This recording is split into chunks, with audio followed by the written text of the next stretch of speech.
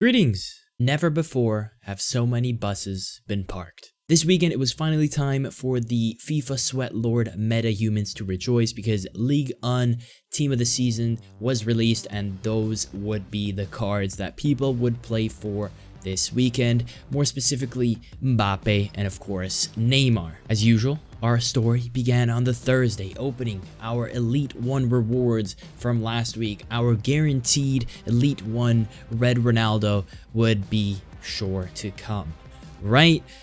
Well, not really, because as you can see in our first pick, we didn't get so lucky, but we weren't worried because we'll take a DePaul, you know, cheeky little fun card for the future.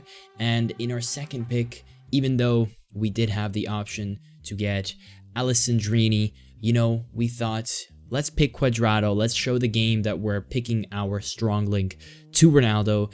But unfortunately, I'm here to report that our tactic did not work and none of our 3 picks had Ronaldo, so we settled with Romero. 2 100k packs yielded us pretty much nothing, and then obviously our rivals packs didn't do anything either. So it all came down to our 2 premium Serie A Team of the Season packs with 3 Serie A Team of the Seasons within both of them.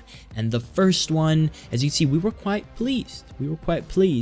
To pack Theo Hernandez. All we had to do was pack him twice and bada bing bada boom, we have some profit. That's what we like to see.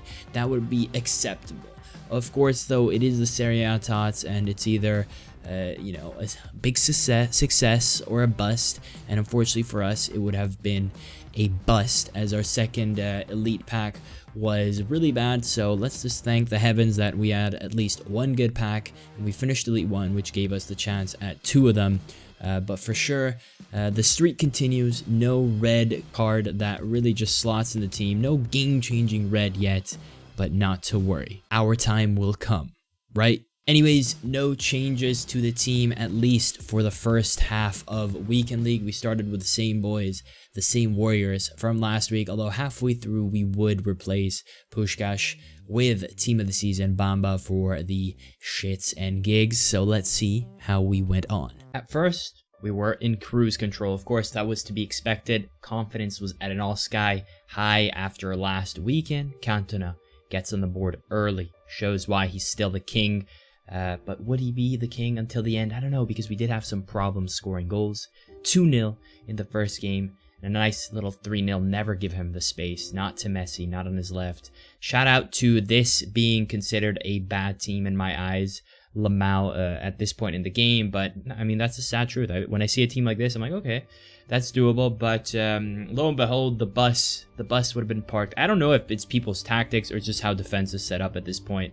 Can we get a shout out for this dude's defender putting his head on the line? Major concussion alert. Yep, but I mean, yeah, I don't know how to beat this thing, man. Like, this is game 2 of Weekend League, and the buses show up. Luckily, he made a mistake here and just didn't get rid, and we scored a goal late.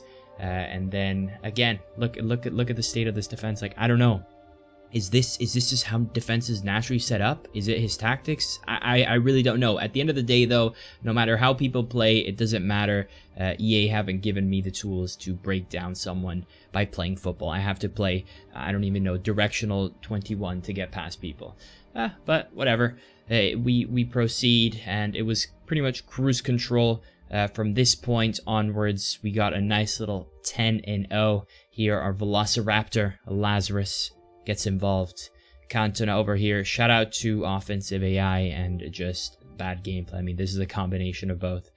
What happens here is absurd, but maybe time to use this in another video. Like I said, though, we did get to 10-0, but unfortunately, our rank up game would be our first hurdle, where we go down to 1 measly little corner.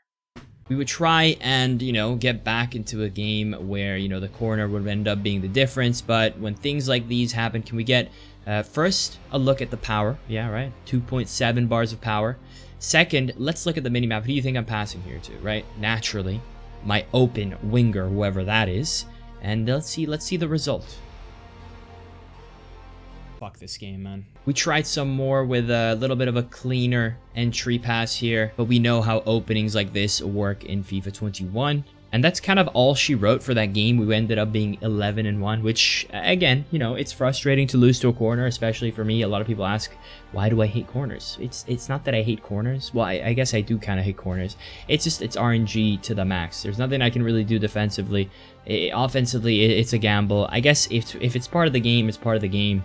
It's just even worse in a game like FIFA 21. But as a wise man once said, if you nutmeg me in real life, I will shake your hand. It will be painful, but I will do it. But if you nutmeg me in FIFA, then you're just lucky. It's just RNG. Moving on though, weird things were happening. I mean, check this out.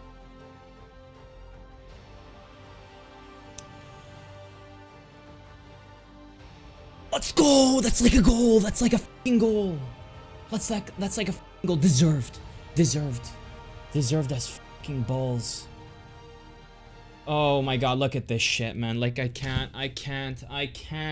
Weird shit indeed, but despite that happening, despite the buses that were before me, in the end, we quite comfortably actually reached 19 wins and 1 loss. So I was quite content. I was thinking, look, we don't have to get Elite 1 again. I'm fine. I've got it last week. You know, we've gotten it plenty of times this year. Let's just get our Elite back and run, enjoy the weekend. But I'm not gonna lie, with chat support, we were thinking, let's just get to 20-1. And if we get to 20-1, then we're really there. It was one of those pivotal moments, you know what I mean? I'm sure you guys have felt it too. Checkpoints, if you will, that if you reach, you know you have the confidence and you have the passion to try hard all the way. But I also knew that had I lost this next game, Elite 1 was off the cards. Could we do it? Could we get to 20-1 and put ourselves in a good mental spot for the 20-1 and back-to-back Elite 1 finishes? Raul. Moments, Raul, by the way.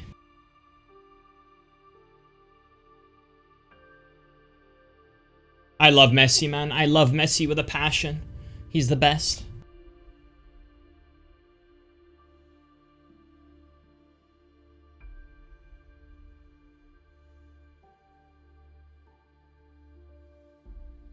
No!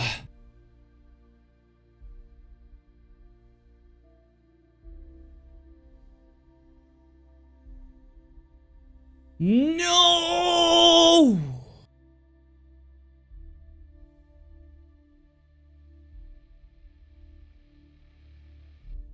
No, man! No, bro!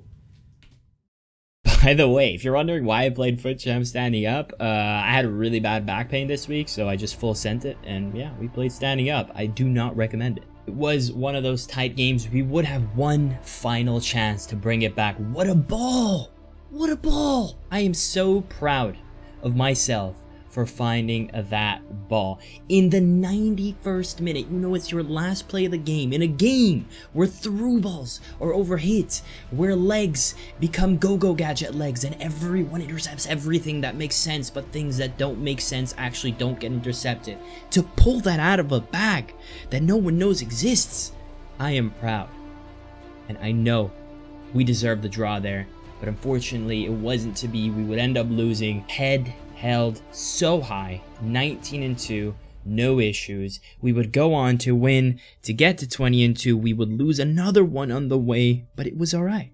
It was all right because we would win and find ourselves at 23 wins and 4 losses, and we would call it a weekend and be happy that we play our way, have fun our way. Jokes aside though, I'm really happy with the level that we've displayed here, with the consistency that we can get results playing our way. I think this is our last hurrah, because come FIFA 22, guys, there's no way in hell that anyone with this sort of play style will be able to place higher than Silver 3. There's no way. There's no way. I think this year, if anything, it taught us that this is the last dance. I know it's crazy, but let's enjoy it while we can. Thank you guys so much for watching. Hope you guys enjoyed, and I'll catch you guys next time. Peace.